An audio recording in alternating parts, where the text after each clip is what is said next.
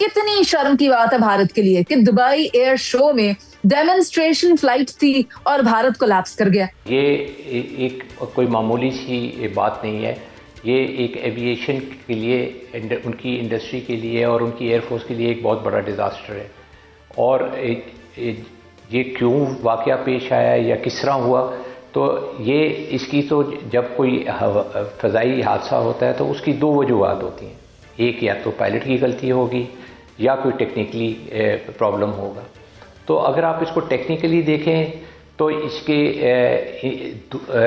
एक जो main reason है वो ये है कि उनके चीफ जो हैं हमेशा से कहते रहे कि जी मेरी जो HAL है, जो हिंदुस्तान एरोनॉटिक्स लिमिटेड, वो इतनी क्वालिटी के मयार का काम नहीं करते ताकि, और हमें चीज़ें वक्त पे नहीं मिलती और उनकी क्वालिटी इतनी अच्छी नहीं होती। और दूसरा ये कि ये त्यारा जब 2 दिन पहले भी इसके अंदर कोई तकनीकी प्रॉब्लम निकला, प्रॉब्लम लीकेज वगैरह थी, तो हो सकता है कि कोई टेक्निकल प्रॉब्लम हो। मेरे ख्याल में बहुत कम चांसेस हैं कि पायलट की इसमें गलती हो, बिकॉज नॉर्मली जब आप एयर शोज़ के लिए कोई पायलट चुनते हैं तो वो बड़े मजे हुए पायलट होते हैं और वो बहुत अच्छी तरह से और महारत से अपने जहाज़ को उड़ा सकते हैं।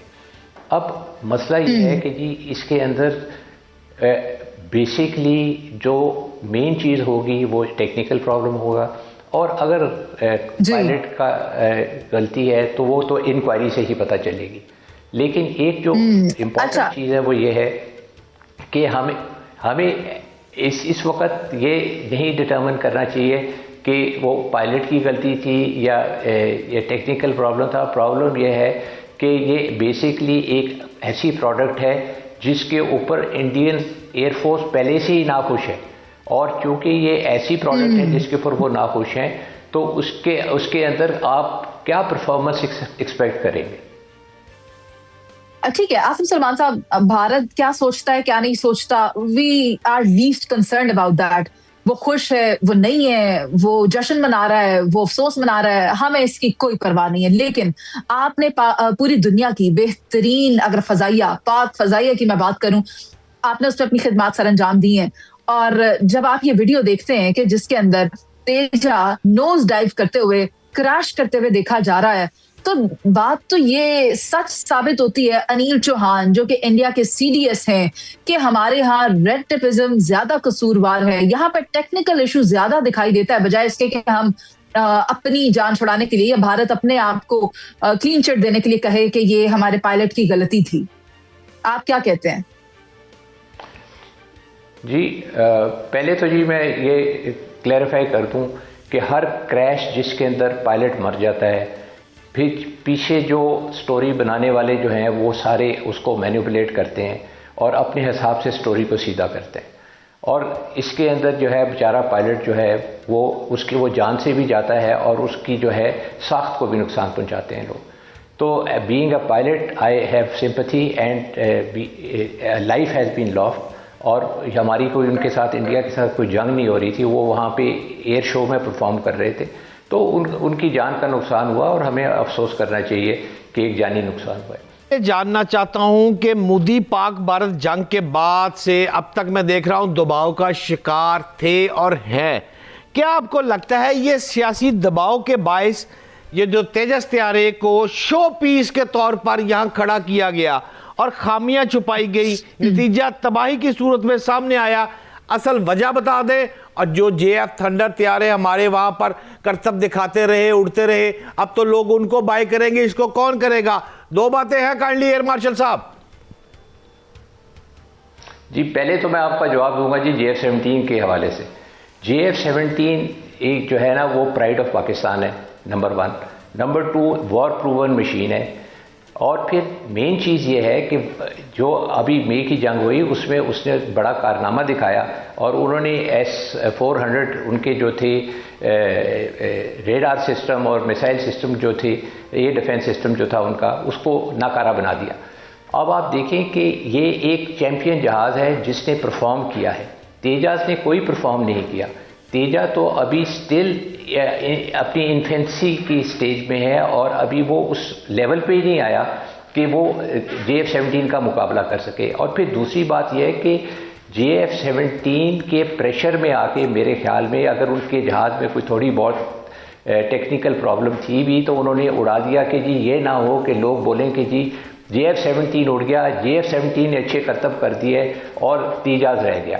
बाकी जाएगी जी भारत की हमारे पे एसेंडेंसी, तो भारत के पास तो अभी कुछ है ही नहीं दिखाने के लिए, और कोई चीज़ ऐसी नहीं है जो उनके best of the weapon systems हैं वो हमारे आगे जो है वो परफॉर्म ही नहीं कर सके। और आप देखें कि जो हमने मई की जंग जीती उसमें हमारी एयरफोर्स ने उनसे बहुत बेहतर परफॉर्म किया, और जिसकी वजह से इंडियन अंडर प्रेशर आ गए और 1 घंटे की जंग में उन्होंने अपने घुटने टेक दिए। कतर कलामी की माजरत, मगर भारत ये गलती दोबारा करने में दिलचस्पी जरूर रखता है और पाकिस्तान उसका जवाब देने की सलाहियत भी रखता है। आपने बताया कि वॉर प्रूवन है पाकिस्तान के तैयारे, वो J-10C हो या थंडर हो। मुझे बताएं वॉर प्रूवन जो टर्म है इससे क्या मुराद है, क्या मतलब है इसका? जी, वॉर प्रूवन का मतलब यह है कि आपने जंग लड़ी और जंग जीती और अपनी परफॉर्मेंस दिखाई। अब आप देखें J-10 ने इनकी जो थे सारे त्यारे जो साथ के साथ इनके जो जहाज़ गिरे वो J-10C ने अपने PL-15 मिसाइल से मारे। तो आप ये अब कह सकते हैं कि आपका एक त्यारा जिसने एक जंग लड़ी और फिर वॉर प्रूवन के साथ एक आप अपने से बेहतर टेक्नोलॉजी जो कि समझी जाती है दुनिया में, मैं तो कहूँगा इस वक्त J-10 बहुत टेक्निकली बड़ा साउंड जहाज़ है, लेकिन ये अगर आप देखें कि जब आप मुकाबला करते हैं एप्पल टू एप्पल तो आप राफेल किसी से कम नहीं है। राफेल की बड़ी कैपेबिलिटी है जहाज़ की, और ये तो इंडिया की बदकिस्मती है कि वो परफॉर्म नहीं कर सका या वो परफॉर्म करवा नहीं सके। लेकिन इसकी भी वजूहत हैं। वजूहत ये हैं कि पाकिस्तान एयरफोर्स ने मल्टी डोमेन ऑपरेशन इस्तेमाल किए जो कि इंडिया ने नहीं किए, ना इंडिया के पास वो कैपेबिलिटी थी। आसिम साहब, आप इंतहाई रेलेवेंट हैं और मैं चाहती हूँ मैं आपसे यही सवाल पूछूं। जो अमेरिका और भारत के दरमियान डिफेंस डील हो रही है उसमें एक खबर रसां इदारे के मुताबिक ये कहा जा रहा है कि लिया जा रहा है anti tank missile system Bharat की जानिब से, और इसके साथ साथ एक्सकैलिबर गाइडेड आर्टिलरी हथियार। तो ये क्या है, इनकी नौयत क्या है और ये क्या इस्तात रखते हैं, इस पर भी रोशनी डालिएगा। देखिए जी, मेरी कोई इतना तजर्बा तो नहीं है ये मिलिट्री इक्विपमेंट के ऊपर जो आर्मी इस्तेमाल करती है, लेकिन इतना मैं ज़रूर कहूँगा कि ये वाली जो डील्स हुई हैं ये ऑलरेडी पाइपलाइन के अंदर थी जो कि अभी जो है वो फाइनलाइज हुई हैं। तो ये एक कोई नई चीज़ नहीं है, और we should not look too much between the lines. Yes, ये जो है एक चीज़ जो हमें गौर से देखनी चाहिए इसमें वो ये है कि इंडिया का रिवाइवल हो गया है मिलिट्री इक्विपमेंट की लाइन्स के ऊपर अमेरिका के साथ, but Americans have always been giving India the equipment. आप देखें आज एक्सेप्ट फॉर फाइटर्स अमेरिका का हर बेस्ट इक्विपमेंट जो है वो इंडिया ऑपरेट करता है। बेस्ट C-130 उनके पास है, best strategic airlift capability C-5 उनके पास हैं। आप उनको देखें, बेस्ट हेलीकॉप्टर्स जो हैं अमेरिकन जो हैं वो अटैक हेलीकॉप्टर्स अपाची वो उनके पास हैं। आप उनके ब्लैक हॉक देख लें जो सपोर्ट कॉम्बैट सपोर्ट के लिए इस्तेमाल होते हैं वो उनके पास हैं। प्रेडेटर्स जो इस वक्त दुनिया का सबसे अच्छे ड्रोन्स में शुमार होता है वो उनके पास हैं। तो India has always had the best of the American equipment, तो इससे तो हमें घबराना ही नहीं चाहिए। पाकिस्तान ने घबराना भी क्यों है कि जब भारत के पास बेहतरीन असलहे का प्रोवाइडर है और बेहतरीन असलहा भारत के अपने पास मौजूद है, मगर वो सब अपने पास रखने का क्या फायदा कि जब वो जरूरत के वक्त इस्तेमाल ना हो सके। बल्कि भारत को तो चाहिए उनको शो केस में लगा कर रखे और प्रेजेंटेशन दे के भाई हमारे पास ये सारे जंगी चीजें मौजूद हैं जो जंग में इस्तेमाल हो सकती हैं और ये किसी काम की मौजूद नहीं है, किसी कोई इनका फायदा नहीं है, ये दुश्मन के खिलाफ भी कोई महारत नहीं रखती हैं। बहुत शुक्रिया आपका आसिम सलमान साहब। शहजाद हुसैन बट साहब, आप भी देखें कि भारत अभी एक नई डील कर रहा है, मगर दुबई एयर शो में क्या फ्लॉप मुजाहरा भारत की जानिब से किया गया, तो एक और तैयारा गिर गया। हम ये कहेंगे जहां डोनाल्ड ट्रंप कहते थे 8 तैयारे, तो अब हम चलो उसको 9 तैयारे कर देते हैं। तो ऐसे मुल्क को ये जेब देता है कि वो पाकिस्तान जैसे मुल्क को कोई धमकी दे। देखिए मुनीज़ मोइन साहबा, आज का जो हादसा हुआ है, त्यारा गिरा है भारत का वो एक ऑपरेशनल नाकामी है। मैं समझता हूं भारत के फाइटर प्रोग्राम पर एक बहुत बड़ा सवालिया निशान खड़ा हो गया है। असल बात तेजस प्रोग्राम पर खुद जो भारत के अंदर भी शदीद तहफ़्फ़ुज़ात पाए जाते थे, पहले ही इस एयर शो से पहले भी शदीद दबाव का शिकार था। अच्छा, इस हादसे से भारत का अरबों डॉलर का बरामदाती एजेंडा जो है वो मुतासर हुआ है और अब भारत और इसका मीडिया इस वाक़े को छुपाकर आगे बढ़ने की कोशिश कर रहा है। लेकिन सवाल यहां पर यह है कि आप ये गौर करें मुनीज़े कि विक्रम सिंह इसको चला रहा था, अब तो पाकिस्तान का कोई कसूर नहीं है ना। अब इल्जाम ये सिख बरादरी पर लगाकर भारतीय मीडिया एक नया शोशा छोड़ेगा। ये भी मेरी बात याद रखिएगा, आइंदा चंद दिनों में ये बात होने वाली है मुनीज़े।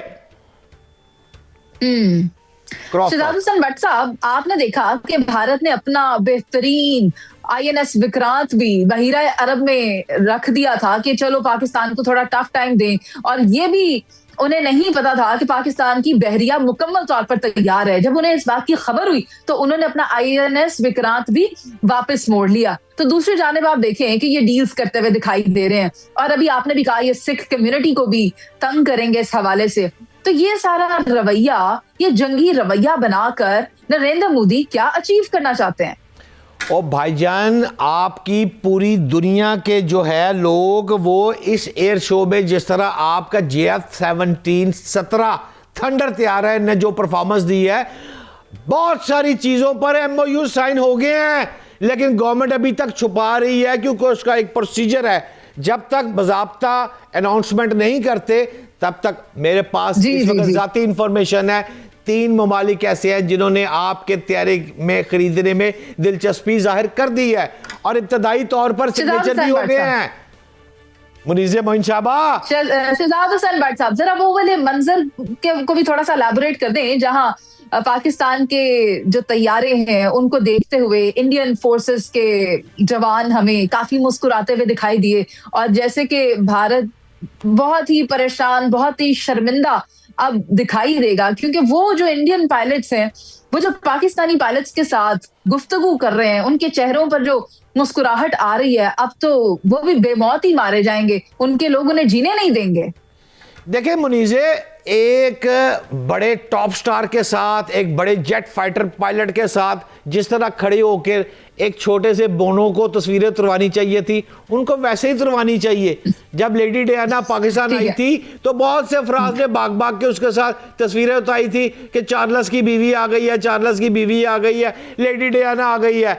और भाई हमारे पायलट इस वक्त लेडी डियाना से ऊपर चले गए हैं। पाकिस्तानी फोर्सेस के सहर में मुब्तला दिखाई दिए हैं भारतीय जवान, और ये मंजर जो दुबई एयर शो है वहां गया। साथ ही साथ अफसोस वाली जो बात है वो ये कि ना पायलट ने सरवाइव किया है और उनका तैयारा भी तबाह हो गया है। भारत अल्टीमेटली इस वक्त बहुत ज्यादा शर्मसार दिखाई दे रहा है।